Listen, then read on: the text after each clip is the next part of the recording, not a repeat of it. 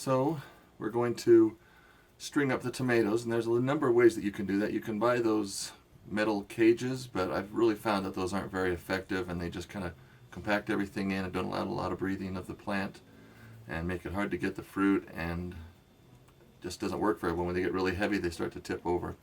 The best way I've found, and you've probably seen this, is by weaving it with string. And not just any string. You can't use cotton string or jute or something like that, because in the weather with the sun beating on it and as it gets wet, stretches and eventually deteriorates. So use something like baling twine. I had a big spool of it, but I've run out of it, and so I just have this lying around. This stuff I got from the dollar store. It's, polypropylene twine, which is basically the same thing. It's nylon type material, and this will work really good. Allow you to pull it really tight and hold it, and it won't deteriorate. It probably won't last more than the season, because this isn't as good as baling twine, so we'll probably need to replace it, but for $1, that's all I'm going to need. So let's go out here. I'm going to show you how we string up the tomatoes, and what we do is we just kind of weave the string in and out, different layers, and hold the plant up. And it's something I should have done on my garden probably about 2 weeks ago, but I've had a number of things going on that didn't allow me to, but you can stake or string up anytime, and so I'm going to go do that now. It does take a little bit of a careful hand, because the plants are very fragile. Tomato plants are fragile, so we're going to be careful, but we're going to go string those up, and let's show you how we do it. Alright, so I've already got my metal posts in the ground, so I'm just going to tie this down maybe about 6 to 8 inches off the ground for the first one, first row. Just get that in there. And then I'm just going to go around the first plant this way.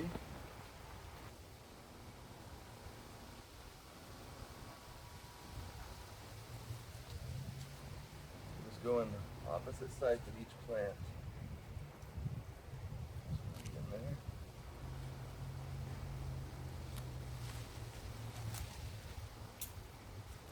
Actually, just prune that.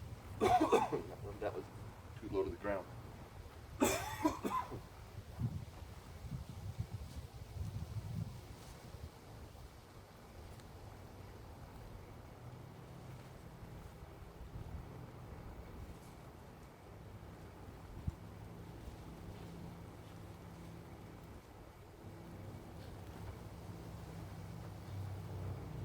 This way, string it,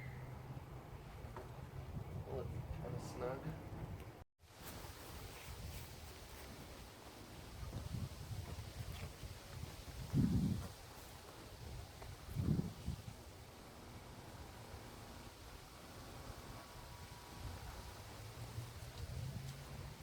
Just go on the opposite sides of each plant. In there.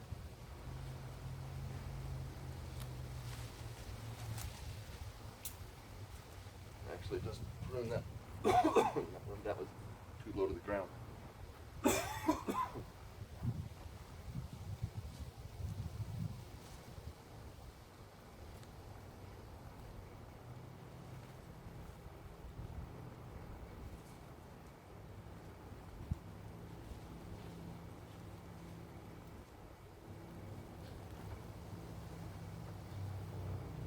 This way, string it.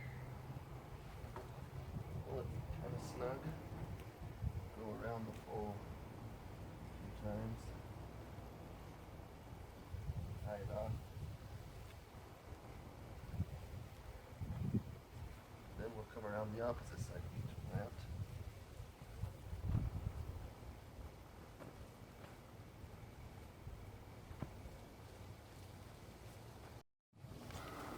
Alright, so as you can see, tomato plants have been staked.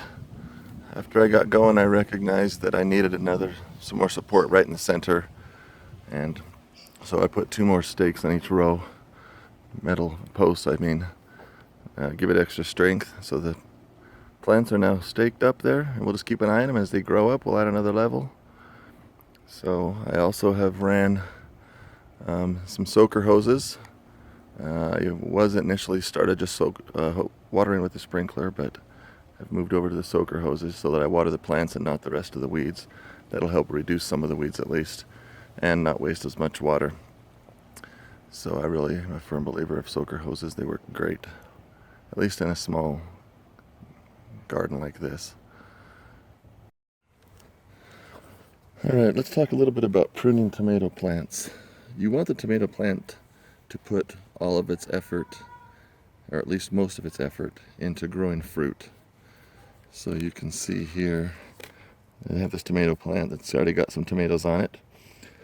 You don't want it to spend all of its energy growing leafy foliage, because if it does that, it can't focus on growing fruit. So one of the techniques that you do is you pinch off any runner that comes up between a V. And let me show you, I have one right here.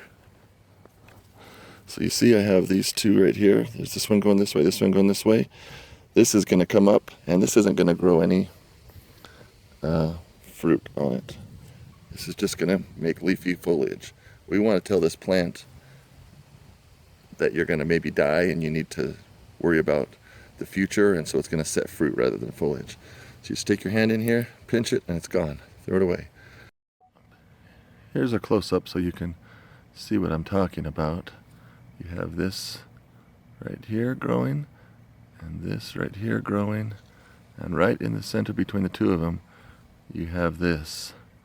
These will not set fruit. You see right here, this will, and that's part of this main stem, and this one will. This is just going to be leafy foliage, which will encourage the plant to grow. So just stick your hand right there between them, and just pinch, and it comes off really easy. And then you're left with it nice and clean and open there. Oh look, there's a bumblebee.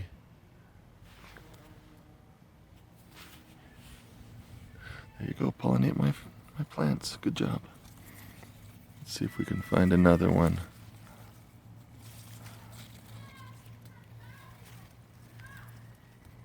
Well, right here you can see one's just barely starting. You have the line there, and right here in the center, that's growing. So I'm just going to reach in and pull that out. Nice and clean. So now this plant will continue to grow up, but it'll set fruit, and it'll only grow on the vines that it already has. And that's how you keep your tomato plants filled with fruit rather than lots of leafy foliage. So there's the quick tip.